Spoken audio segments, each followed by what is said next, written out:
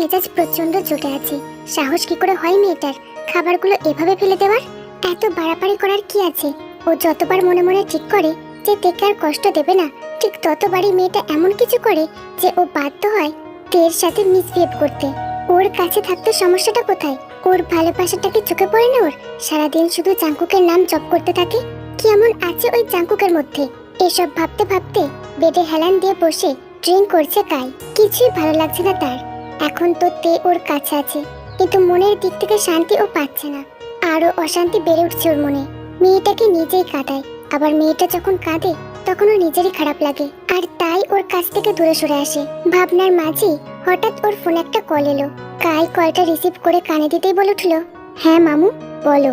Mister Jackson আমোদিত গলায় বলে উঠল, ওদিকে সব ঠিক আছে তো? মানে কোনো সমস্যা নেই তো? কাই গ্লাসটা রেখে একটা দীর্ঘশ্বাস নিয়ে বলল, না সব ঠিকই আছে, কিন্তু তে একটু অদ্ভুত বিহেভ করছে, খুব অ্যাবনর্মাল। এটা শুনে মিস্টার জ্যাকসন বাঁকা হাসলেন। এরপর নিজেকে সামলে নিয়ে বললেন, আরে এত ভেবো না, আসলে হুট করে এভাবে তুলে নিয়ে এসেছো তো, তাই একটু হাইপার হয়ে গেছে।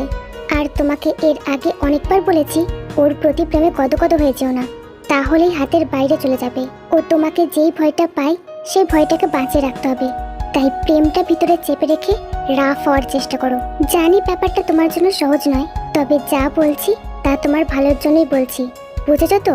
কাই একটু নিচু কণ্ঠে বলল, ইয়া। মিস্টার জ্যাকসন একটা স্বস্তি নিঃশ্বাস ছাড়লো, তারপর বলল, তা দেশে কবে আসছো?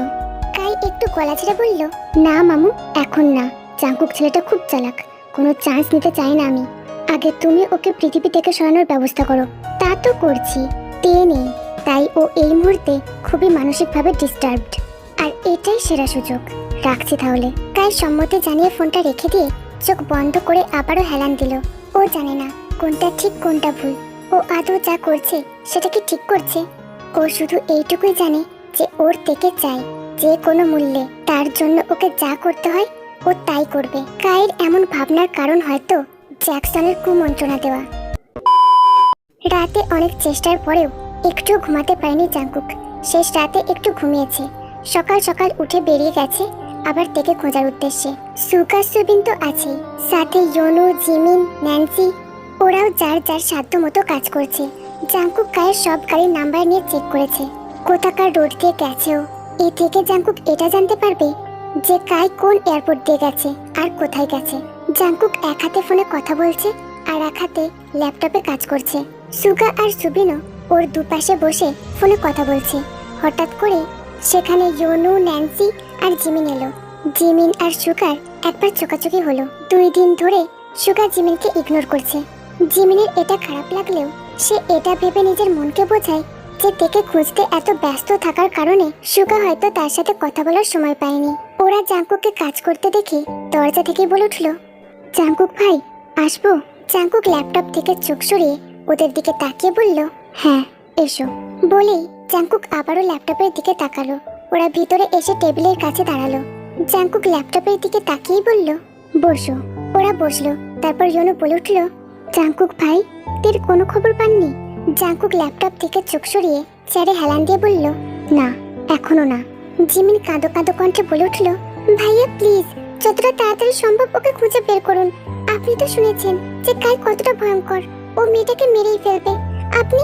আর কিছু বলার আগে জাঙ্কুক শক্ত কণ্ঠে বলে উঠল, শাট আপ জিমিন, তোমার কি মনে হয় ওর জন্য আমার চিন্তা হচ্ছে না? 3 দিন ধরে আমার মনের উপর দিয়ে কি চলছে একমাত্র আমিই জানি।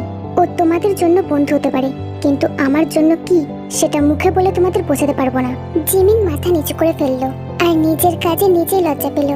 এতটাই ইমোশনাল হয়ে গিয়েছিল যে কার সাথে কথা বলছে সেটাই মাথায় ছিল না। ও নিচু কণ্ঠে বলল, সরি ভাইয়া, আসলে। জাঙ্কুক নিজেকে এবার শান্ত করে বলল, ইটস অল রাইট, আর চিন্তা করো না, খুব তাড়াতাড়ি খুঁজে পেয়ে যাবো ওকে। ইয়োনো অবাক হয়ে বলল, কিন্তু কিভাবে? এই জন্যই তোমাদের সবাইকে এক জায়গায় ডেকেছি। এবার আমি যেটা বলবো সেটা খুব ভালো করে শোনো। এরপর জাঙ্কুক সবাইকে কি করতে হবে খুব ভালো করে বলে দিল। সবাই যার যার কাজ বুঝে নিল। ওদের সবাইকে বিদায় দিয়ে নিজের 2 হাতে মুখ চেপে ধরে লম্বা একটা শ্বাস ছাড়লো। 3 দিন হয়ে গেছে, সামনে লাঞ্চ পড়ে আছে, কিন্তু খাওয়ার মিনিমাম ইচ্ছেটুকুও নেই তার মধ্যে। তেকে খাইয়ে তারপরেই খেত জাঙ্কুক। এটা একটা অভ্যাসে পরিণত হয়ে গেছে ওর। কিন্তু এখন মেয়েটা কিছু খেয়েছে কিনা আদৌ সুস্থ আছে কিনা কিছুই বুঝতে পারছে না ও। তাহলে ও কি করে শান্তিতে খাবারটা গিলবে? তবুও জোর করে খানিকটা খেয়ে নিল, কারণ এই মুহূর্তে ওকে সুস্থ থাকতেই হবে। ওকে ওর থেকে খুঁজে পেতেই হবে যে কোনো মূল্যে। গভীর রাত, তে খাটের উপর শুয়ে আছে, চোখ দিয়ে নীরব ধারায় জল পড়ছে। কাই ঠিক তার কথা রেখেছে। কাল রাত থেকে খাবার তো দূরের কথা, এক ফোঁটা জলও দেয়নি ওকে। রুমের ওয়াশরুমে জলের লাইনটাও বন্ধ করা। ওয়াশরুমে যাওয়ার দরকার পড়লে বাইরেরটাই নিয়ে গেছে ওকে। খিদে পেলেও তেমন খাওয়ার ইচ্ছে নেই ওর। দীর্ঘ সময় না খেয়ে হাড় ভাঙা খাটুনি খাটার অভ্যাস ওর মামার বাড়ি থেকে, তাই এটা সহ্য করতে তেমন কোনো সমস্যা হচ্ছে না। কিন্তু জল পিপাসাতে গলা শুকিয়ে কাঠ হয়ে গেছে ওর, বেশ কষ্ট হচ্ছে। কিছুক্ষণ পর কাই দরজা খুলে ভিতরে প্রবেশ করলো। তে সেটা বুঝতে পেরেও কোনো প্রতিক্রিয়া করলো না, যেভাবে ছিল সেভাবে চুপচাপ শুয়ে রইল। কাই এসে বেডের উপর বসলো। তের দিকে ভালোভাবে তাকিয়ে বুঝতে পারলো অনেকক্ষণ যাবৎ কাঁদছে। কাই তের মাথায় আলতো করে হাত বুলিয়ে বলে উঠলো, কেন এত জেদ করছো? জাস্ট একবার চাও আমার কাছে, আমি এক্ষুনি খাবার আনার ব্যবস্থা করছি। কিন্তু তে কোনো রিয়াক্ট করলো না। কাই বিরক্ত হয়ে আবারও বলে উঠলো, দেখো বেশি করছো কিন্তু এবার, এরকম করার মানেটা কি? তে এবারও কোনো রিয়াক্ট না করে স্থিরভাবে ভাঙা গলায় টেনে টেনে বলে উঠলো, একটু একা থাকতে দিন আমায়। কাই এবার রেগে গেল, রাগে কণ্ঠে বলে উঠলো, আচ্ছা এখনো এত তেজ দেখাবে, ফাইন, আমিও দেখি তুমি কতক্ষণ এভাবে না খেয়ে থাকতে পারো। বলেই উঠে রুম থেকে বেরিয়ে গেল কাই। কায়ের মনে এখন অন্য চিন্তা বাসা বেঁধেছে। তে এক্স্যাক্টলি হয়েছেটা কি? হঠাৎ করে ওভার রিয়াক্ট করছে, আবার হঠাৎ করে শান্ত হয়ে যাচ্ছে। এটা কি আদৌ শুধু আমি ওকে জোর করে আটকে রেখেছি বলে, নাকি অন্য কোনো কাহিনী? আর ওদিকে তে নীরবে কাঁদতে কাঁদতে এক পর্যায়ে ওভাবেই ঘুমিয়ে পড়ে। আর অপর দিকে জাংকুক ছাদের দেওয়ালে হেলান দিয়ে আজও দুঃখ বিলাস করছে। সারা দিন থেকে খোঁজার কাজে নিজেকে ব্যস্ত রাখলেও এই নীরব রাতে সে নিজেকে শক্ত রাখতে পারে না। এই স্নিগ্ধ রাতে তের কথা আরো বেশি বেশি মনে পড়ে ওর। খুব ইচ্ছে করছে সিগারেটের ধোঁয়ায় নিজের বুকের অসহ্যকর আগুন নেভানোর ব্যর্থ চেষ্টা করতে। কিন্তু তে একদিন বলেছিল ও স্মোকিং আর স্মোকার দুটোকেই একদমই পছন্দ করে না। তাই আগে জাংকুক দু একটা খেলেও ওই দিনের পর থেকে সেটাও ছেড়ে দিয়েছে। কিন্তু ওর ভিতরে যন্ত্রণা তো কিছুতেই কমছে না, কিছু দিয়েই না। সকালবেলায় কাই ঘুম ভাঙার পর ফ্রেশ হয়ে তে রুমের উদ্দেশ্যে রওনা দিল, কারণ ঠিক করে নিয়েছে এখন যদি তে খেতে নাও চায় তবুও জোর করেই ওকে খাওয়াবে। অনেক দেখে নিয়েছে এই মেয়ের জেদ খুব বেশি, মরে গেলেও নিজে থেকে খাবার চাইবে না। ওরই ভুল ছিল, এরকম একটা শাস্তি দেওয়া ঠিক হয়নি। এসব চিন্তা করতে করতে তে রুমে গিয়ে সামনে তাকাতেই কাই অবাক হয়ে গেল, কারণ তে ফ্লোরে পড়ে আছে। সেটা দেখে কাই দৌড়ে গেল তের কাছে। ওকে তুলে বেডে শুয়ে বেশ কয়েকবার গালে চাপড় মারতে মারতে ডাকলো, কিন্তু কোনো সাড়া শব্দ না পেয়ে চিৎকার করে কাউকে জল আনতে বলল। ওর চোখে মুখে জলে ছেটে দেওয়ার পর আস্তে আস্তে চোখ খুলে তাকালো, কিন্তু পুরোপুরি না। ও ঘোরের মধ্যেই থেকে জাংকুক জাংকুক করে ডাকতে শুরু করলো। কাই এবার চরম অবাক হলো, কতটা ভালোবাসলে ঘোরের মধ্যে একটা মানুষ কারোর নাম নিতে পারে। এটাই ভাবছো? আচ্ছা ও কোনো ভুল করছে না তো? এটা কি সত্যি ঠিক হচ্ছে? না না, কিসব উল্টো পাল্টা ভাবছো। তে ওর আর কারোর না। এসব ভেবে নিজেকে সামলে খাবার আনিয়ে সবার আগে থেকে কিছুটা জল খাওয়ালো, তারপর খাবারটাও খাইয়ে দিল। তে সজ্ঞানে নেই, তাই কোনো ঝামেলাও করলো না। কাই ওকে শুয়ে দিয়ে নিচে চলে গেল। কাই নিচে থেকে ওর কাজকর্ম সেরে প্রায় 1 ঘন্টা পর তে রুমে এসে আরেক দফা অবাক হলো। তে রুমের সবকিছু ভাঙচুর করছে আর চিৎকার করছে, প্রচন্ড হাইপার হয়ে উঠেছে ও। কাই চিৎকার করে টেবিলে ডাকতেই তে পিছন দিকে ঘুরলো।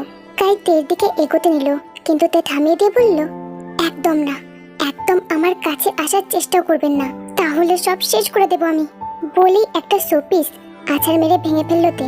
কাই বলল, ওকে কুল, আমার কথাটা শোনো। বলেই কাই এগোতে নিলে তে আবারও চিৎকার করে বলল, বললাম না আমার কাছ থেকে দূরে থাকুন, জাস্ট গেট লস্ট। কাই স্তম্ভিত হয়ে তাকিয়ে আছে তের দিকে। কি হলো কিছু বুঝতে পারছে না কাই, হঠাৎ তো হাইপার হয়ে গেল কেন। কাই এবার নরম গলায় বলে উঠলো, ওকে আমি আসছি না, তুমি একটু শান্ত হয়ে বসো। তে এবারেও চেঁচিয়ে বলে উঠলো, না আপনি যান, আপনি যান এখান থেকে। বলেই আবারও সবকিছু ভাঙতে শুরু করলো তে। কাইও কাছে যাওয়ার সাহস পাচ্ছে না। তে এসব ভাঙতে ভাঙতে জ্ঞান হারিয়ে পড়ে যেতে নিলে কাই দৌড়ে গিয়ে ওকে ধরে ফেললো। ওকে কোনো মতে বেডে শুয়ে দিয়ে লোক ডেকে রুমটাকে পরিষ্কার করালো। বেশ অবাক হয়ে দেখছে কাই তের দিকে।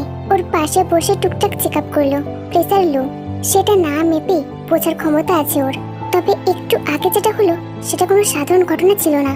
সোফায় বসে গালে হাত দিয়ে গভীর চিন্তায় মগ্ন কাই। এতদিন ও সন্দেহ করতো, কিন্তু আজ ও শিওর যে তে সাইকোলজিক্যাল কোনো প্রবলেম আছে। আজকের আচরণটা ওকে পুরোপুরি শিওর করে দিয়েছে, কিন্তু কি প্রবলেম সেটা বুঝতে পারছে না ও। মামা এবার যাই বলুক না কেন, ও থেকে কালই একটা ভালো ডক্টর দেখাবে। এসব নানান কথা ভাবতে ভাবতে হঠাৎ ওর ফোনটা বেজে উঠলো। ফোনটা রিসিভ করতেই ওপাশ থেকে আওয়াজ এলো, কেমন আছো কায়দা? কাই ভুরু কুচকালো, অবাক হয়ে বলল, তুই এই নাম্বারটা পেলি কোথা থেকে? আয়ু একটু হেসে উঠে বলল, মামা দিয়েছে, ফোন করে ডিস্টার্ব করলাম। কাই বিরক্ত হয়ে বলল, সোজা কাজের কথা বল, ফোন কেন করেছিস? আয়ু স্থির কণ্ঠে বলল, তে তোমার কাছে আছে তাই না? কাই শক্ত গলায় বলে উঠল, হ্যাঁ তো? না মানে একটা কথা বলবো। ড্রামা না করে বলে ফেল। আয়ু এবার ইতস্তত কণ্ঠে বলে উঠল, আসলে ওখানে তো কোনো মেয়ে নেই, মাত্র কয়েকজন মেয়ে স্টাফ আছে, তারাও বিজি থাকে, তোর ওখানে থাকতে কষ্ট হয়, আবার আনইজি লাগে নিশ্চয়ই। তাই বলছিলাম কি, আমাকে ওখানে নিয়ে চলো, আমারও ঘোরা হবে আর মেয়েটারও একটু সঙ্গে হবে। তাই অবাক হয়ে বলে উঠল, পাগল হয়ে গেছিস নাকি? কিসব ভাট বকছিস? তোকে এখানে আনবো কেন? আয়ু এবার মিনতির সুরে বলল, বোঝার চেষ্টা করো কায়দা, মেয়েটার একা ওখানে অনেক কষ্ট হবে, আমি গেলে ওর ভালো লাগবে, প্লিজ। কায়ের এবার তের সিচুয়েশনটা মাথায় এলো, মেয়েটার কন্ডিশন এমনিতেই ভালো না, আয়ু এলে সত্যি ভালো হবে। কিছুক্ষণ ভেবে কাই বলল, তোর হসপিটালে যেতে হবে না? আয়ু তাড়াতাড়ি জবাব দিল, না না সেটা নিয়ে ভেবো না, আমি ম্যানেজ করে নেব। আচ্ছা, আমি কান্ট্রির নাম বললে এয়ারপোর্ট থেকে এখানে একা আসতে পারবি? আয়ু খুশি হয়ে বলল, হ্যাঁ হ্যাঁ পারবো, তুমি জাস্ট বলো জায়গাটার নাম। কাই বলল, আমি টেক্সট করে দিচ্ছি, এখন রাখ। ওকে। ফোনটা রেখে একটা শান্তির নিঃশ্বাস ছাড়লো আয়ু। তারপর বলল, আমি তোমাকে খুব ভালো করে চিনি কায়দা, আর তোমার রাগটাকেও। আমি জানি মেয়েটা তোমার কাছে ওখানে একা থাকলে শেষ হয়ে যাবে, তুমি তোমার ভুলটা একদিন ঠিকই বুঝবে, কিন্তু সেটা বুঝতে খুব দেরি না হয়ে যায়। তাই আমি ওখানে যাচ্ছি, আমি সাথে থাকলে মেয়েটা একটু হলেও ভালো থাকবে।